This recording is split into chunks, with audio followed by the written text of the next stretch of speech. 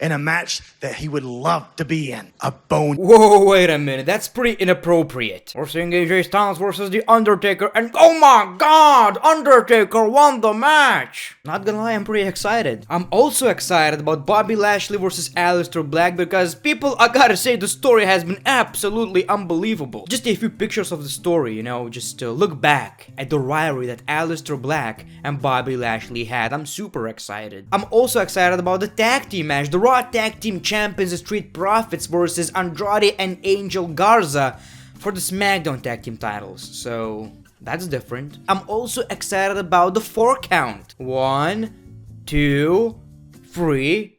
Wait, that's 4. And this is where you don't really need any commentary. Mark Calloway, that's posting selfies. Welcome to greatness of Raw, man, and WWE finally listened again. I watched AEW Dynamite, I liked what I saw, I loved the camera angle, you know, it looks like SmackDown, Here Comes the Pain. And I was like, you know what? You can see the empty seats. So why wouldn't you actually do that on Monday Night Raw? Here you go, people. This week we actually got that. WWE listened to the fans. And instead of watching empty seats, we saw a Titantron, a logo of Monday Night Raw. It's actually shocking to me that they didn't come up with that like in the first show. It's so obvious. And you know what, people? This episode felt, I wouldn't say as good as AEW Dynamite, as normal as AEW Dynamite, because they made it work somehow. It didn't even feel like we're watching, you know, a show without the crowd. But this show felt different than other Raws and SmackDowns we've seen without the crowd. This felt more normal. I feel like the commentary did a great job, and I gotta be honest, people, the Street Profits were amazing because these two are so loud, it felt like we have 10,000 people in the crowd. And that's a good thing. I also liked Seth Rollins' promo, I liked Randy Orton's promo. Somehow without the crowd, it was probably even better because this time it felt personal, especially Randy Orton's. So kudos to WWE. Unfortunately though, we saw 2 replays of old pay-per-view matches. Come on, dude, just take my idea, do a talking smack or something. Just talk with wrestlers, you know, interview them. I'm not saying that the matches you are showing are bad, I'm just saying that nobody really cares. But anyway, people, let's start from the beginning of the show. The show kicks off with Paul Heyman and Brock Lesnar. And Paul Heyman makes a very good point. There's a lot of uncertainty right now in the world, but there is something that is pretty certain. Brock Lesnar is going to beat Drew McIntyre, and Brock Lesnar is going to retain the WWE Championship at WrestleMania. Attendance record, by the way. Lesnar will make it quick, but not painless. Heyman says Drew McIntyre will be just another B that tried. So that was a pretty nice way to open the show, Brock Lesnar being on Monday Night Raw. You know, at the end of the day, Brock Lesnar doesn't really like people, so I think he's hyped. This must be a great time for Brock Lesnar. It's kind of unfortunate though, like I'm very excited for Drew McIntyre versus Brock Lesnar, but the idea of Drew McIntyre winning the championship and there is no people, there's no, you know, chance, no you deserve a chance, no screaming, no emotion, nothing, no Drew McIntyre pointing at the crowd or something, you get the point. We won't get any pop, and that idea kinda F's with me. I don't like that. The question is, should WWE just delay the moment of Drew McIntyre, or do you think that Drew McIntyre should win the championship at WrestleMania? Let me know in the comments below. That is actually a very good question. Believe it or not, then we got a bunch of replays and a full triple threat match of Seth Rollins versus John Cena versus Brock Lesnar at Royal Rumble 2015. A full replay, and before that we got a bunch of replays as well, and I'm like, okay dude, if I was watching Raw live I would be very disappointed and tired of this. But thankfully then we got AJ Styles, Luke Gallows and Carl Anderson at the stage, and that's the area where we actually got a few promos. Kinda works for me. I mean, what's the point of getting into a ring if there's no crowd? Like, really, what's the point, right? So AJ takes the microphone and he hypes the match with The Undertaker at WrestleMania. He mentions Michelle McCool controlling The Undertaker. He cracks some jokes on how The Undertaker looked last night, saying that he wore maternity pants, I think. He basically said that this is not The Undertaker, this is Mark Calloway, and I don't want to face that guy. I want to face the dead man. I want to face The Undertaker at WrestleMania, not the guy who's talking about tigers with his wife. It's not The Undertaker, but he is going to bring back the Dead Man. And he announces a boneyard match. Yeah, just the type of match for Undertaker. AJ told us he was going to bury Undertaker, so I believe it's going to be basically a casket match or a buried alive match, whatever it's called. And honestly, I don't know how I feel about that. I really don't know how I feel about that because I was like, it's AJ Styles. This guy can have a good match against anyone. And now it's a gimmick match. Like, I told you that I want a lot of gimmick matches because there's no crowd, and I still stand behind it. But not this. Honestly, well, to be fair, they can make it work. You know, it's going to be pre-taped. They can make it work.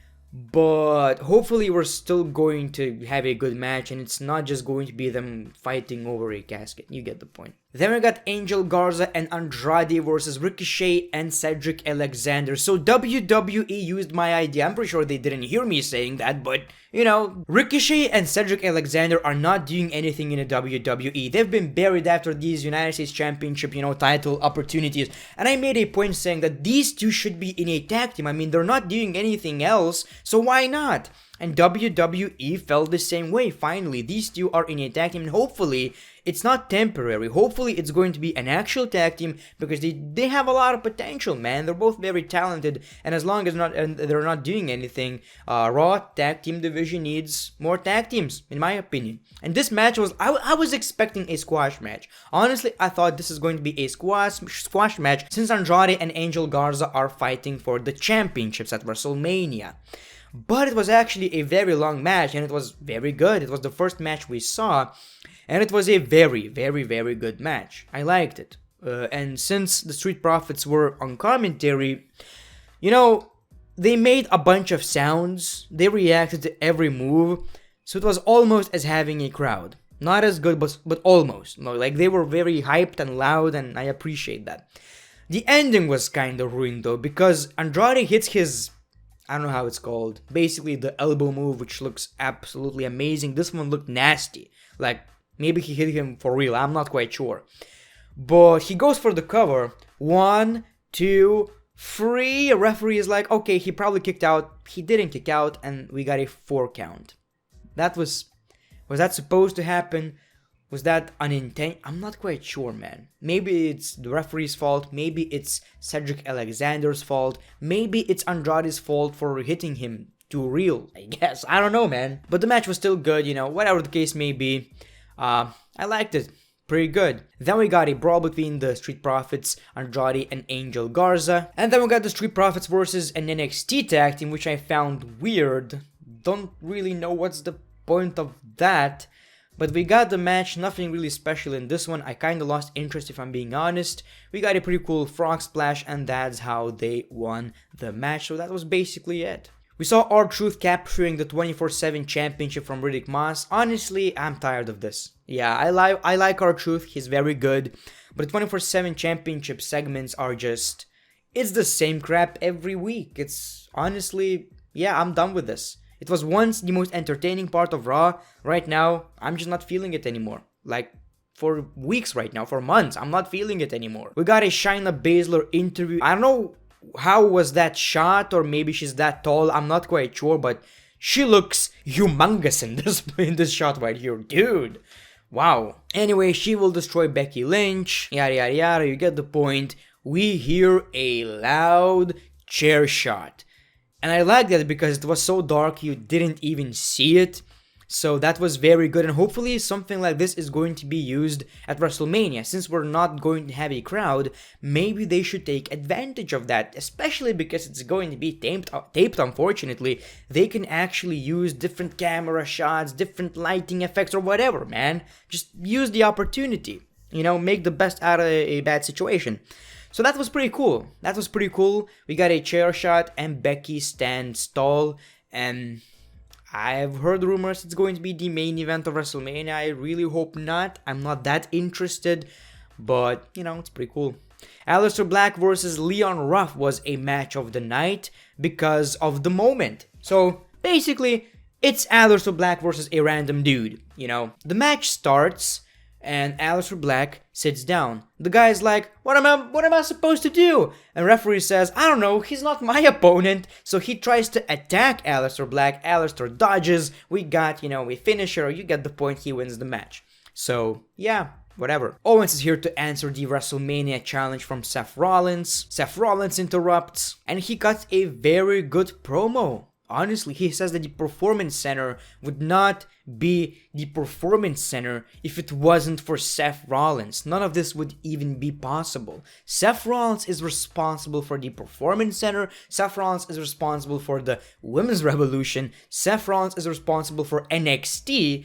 And Seth Rollins is responsible for Kevin Owens. He also made a point that he had so many WrestleMania moments and Kevin Owens had none. Like, Seth Rollins is basically Mr. WrestleMania at this point. I believe his record is 6-1 or something, which is actually pretty impressive. He lost that match to Randy Orton at WrestleMania 31, and during the same WrestleMania he cashed in, so, So that was actually a very good promo by Seth Rollins, and it worked. Like, it didn't feel awkward. And then we got the last segment, the last moment of the show, which was Randy Orton cutting an amazing promo, not necessarily on Edge, but to Edge. He was talking directly to Edge, not to the audience, which is none, not to the people watching at home, but he was talking to Edge. Everything he's done to Edge and his family or whatever came from a place of love, but they've been seen as an act of brutality, of violence. Orton says he needs to apologize. He says a few weeks ago he told Edge's wife, Beth Phoenix, that Edge was a junkie for the crowd reaction. He was wrong.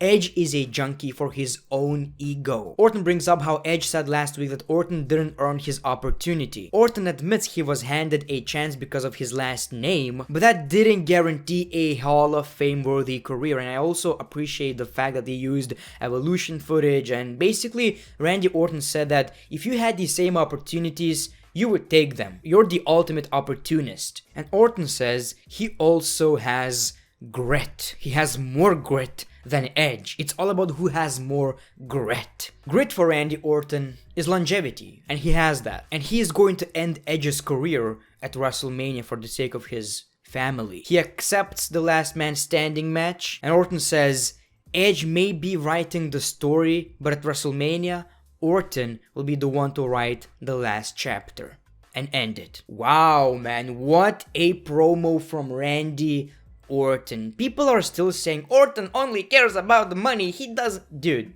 this is one of the best Randy Orton rivalries I've ever seen. Might be the best, man. The work between these two men, it's so obvious that they care. Like, when Orton cares, you can see that. He's not gonna get paid more. He just cares. He wants to make Edge's return work. Wow, man. Wow. What a promo. I still care about this match. It should main event WrestleMania. One of the nights. One should be Drew versus Lesnar. The second should be this. Or the other way around. I don't care. Man. Good stuff right here. Well, I should not give a rating to the show, man. It's still a lot of filler. And it's really unfair. But I believe the promo work especially was really good, and I skipped the replays. I didn't care. We also got a replay of Charlotte versus Asuka. I skipped all of this. So watching it as like a 15-minute, an hour show or something was decent. It feels like a press conference, but a very entertaining one. So it was a pretty decent show in my opinion. Randy Orton is amazing, and this man doesn't get enough respect by the WWE fans. So thank you for watching the video, people. Hopefully you enjoyed, and as always, the great one, peace, love, and hugs. It's been a pleasure.